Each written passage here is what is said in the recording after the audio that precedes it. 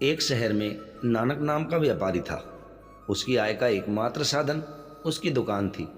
उसका इकलौता बेटा राधे बड़ा हो रहा था। राधे बहुत भोला था, उसे दुनिया की समझ कम थी।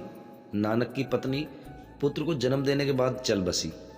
नानक भी अब बूढ़ा होता जा रहा था, पता नहीं कब उसकी सांस रुक जाए।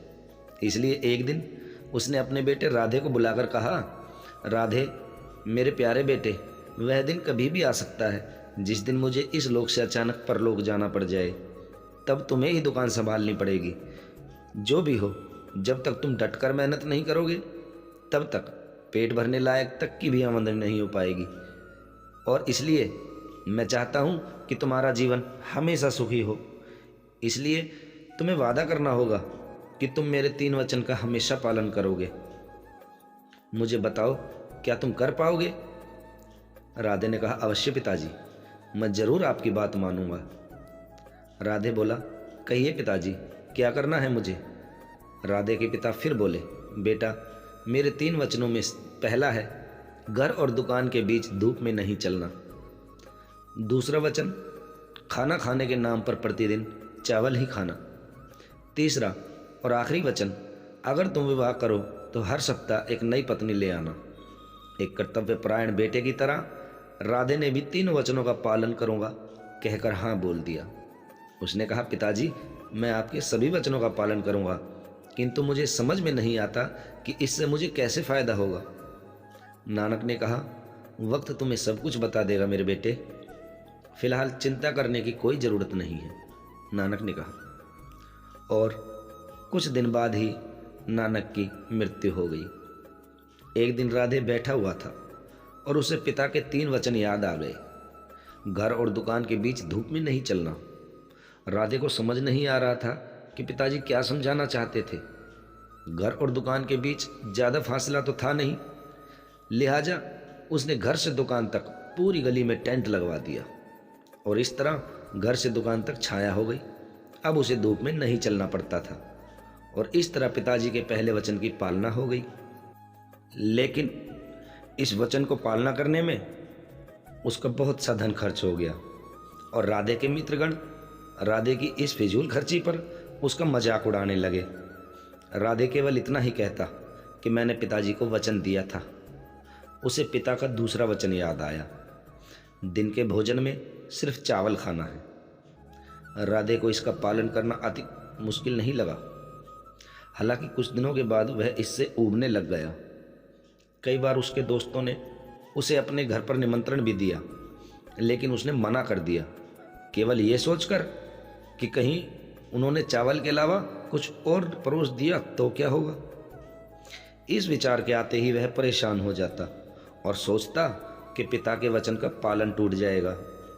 लेकिन जो भी हो, उसने अपने पिता को दिए हुए वचनों का रहस्य किसी को नहीं बताया था। बहुत ही सुंदर और योग्य लड़कियों के रिश्ते शादी के लिए आते, लेकिन जैसे ही राधे कहता कि वह 1 सप्ताह तक ही उसे अपनी पत्नी बनाकर रखेगा, तो लड़की के माँ बाप क्रोधित होकर वापस चले जाते। राधे की ऐसी अटपटी शर्त सुनकर शादी के लिए रिश्ते वाले अब दूर ही रहने लगे। बहुत ही जल्द वह पूरे शहर में हंसी का पात्र बन गया। एक लड़की आरती को जब राधे की इस शर्त का पता चला तो वह राधे की दृढ़ता से बहुत प्रभावित हुई।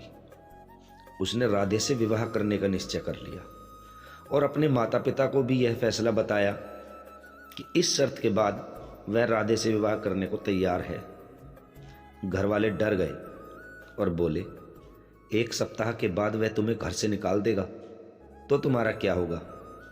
बेवकूफ़ी मत करो आरती, हम लोग तुम्हारे लिए कोई और अच्छा लड़का देखेंगे। आरती ने बड़ी विश्वास के साथ कहा, वह मुझे नहीं निकालेगा, आप लोग देखते जाइए। उसके माता पिता ने फिर राधे को आरती से मिलने के लिए अपने घर पर निमंत्रित किया। राधे आरती की सुंदरता और उसके अच्छे व्यवहार से बहुत प्रभावित हुआ। राधे ने आरती को पिता के 3 वचनों के बारे में बताया और कहा, मैं पिताजी को दिए वादे को कभी नहीं तोड़ूंगा। आरती मुस्कुराती हुई बोली, मैं सब जानती हूँ, घबराओ नहीं। राधे के सभी दोस्त शादी में शामिल हुए। आरती के माता पिता ने बारात का स्वागत बहुत ही जोरदार तरीके से किया।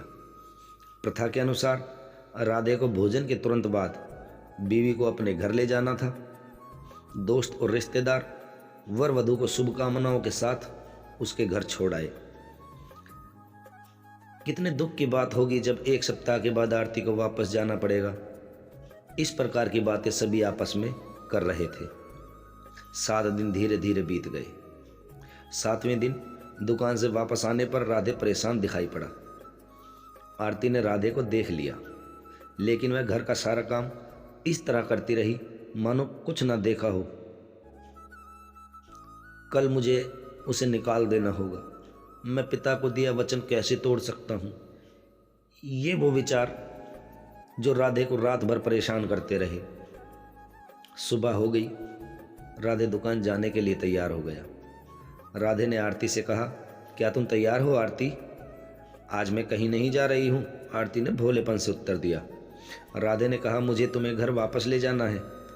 तुम्हें मालूम है कि मैंने अपने पिता को यह वचन दिया था और मैं इसे तोड़ नहीं सकता। आरती ने टिप्पणी की, तुम कितने मूर्ख हो। तुम्हारे पिता ज्ञानी और विद्वान थे। यह सोचना मूर्खता है कि तुम्हारे पिता तुम्हें ऐसा काम करने के लिए कहेंगे जिससे शहर भर में तुम हंसी के पात्र बन जाओ। राधे, जो बचपन से ही बोला बाला था, समझ ही नहीं सका कि आरती उसे क्या समझाना चाहती है। राधे ने कहा, तुम्हारा मतलब पिताजी को दिए हुए वचनों से है। लेकिन आरती ने बीच में ही राधे को टोका और बोली, मैं वही बताने जा रही हूँ, सुनो।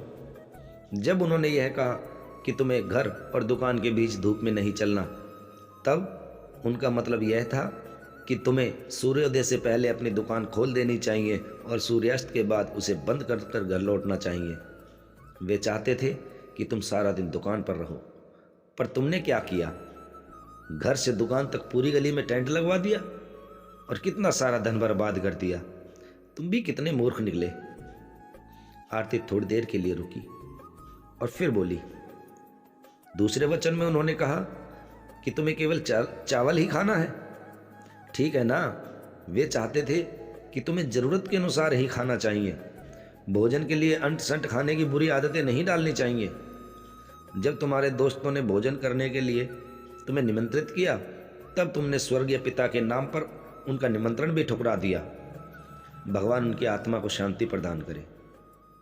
अब मोहन उस पर ध्यान से नजरें डाले यह जानना चाह रहा था कि वह तीसरे वचन के बारे में क्या कहेगी।